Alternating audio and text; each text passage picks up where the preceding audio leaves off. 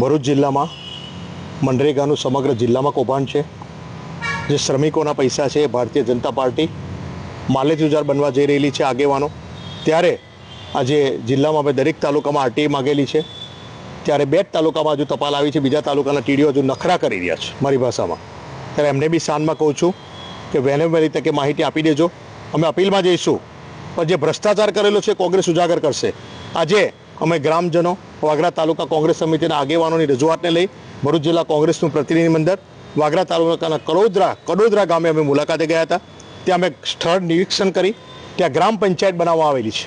ત્યાં 40-60નો રેશિયો જે જરવાઓ જોઈએ મનરેગામાં એ જરવાયો નથી।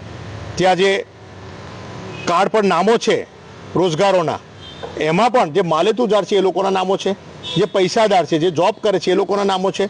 જે ખરેખર શ્રમિક મજૂર છે, મનરેગા યોજના જે શ્રમિક મજૂર છે એને રોજીરોટી આપવા માટેની યોજના છે, ત્યારે આ લોકોના નામો લખી બોગસ પૈસા ખાવાની આ સ્કીમ જે ભારતીય જનતા પાર્ટીએ બનાવી દીધેલી છે એને કોઈ સંજોગોમાં કોંગ્રેસ ચલાવી નહીં લે। અને આ ભ્રષ્ટાચારને ઉજાગર કરી આજે અમે શ્રી ડિસ્ટ્રિક્ટ નિયામકશ્રીને મળવા પણ આવેલા છે અને એમને પણ અમે પ્રતિનિધિ મંડળ દ્વારા મૌખિક અને લેખિત પણ રજૂઆત કરી છે કે એની તાત્કાલિક તપાસ થવી જોઈએ અને જે ગુનેગાર છે એની અમે ફોજદારી ગુનો નોંધાવવો જોઈએ એવી રજૂઆત પણ અમે કરેલી છે।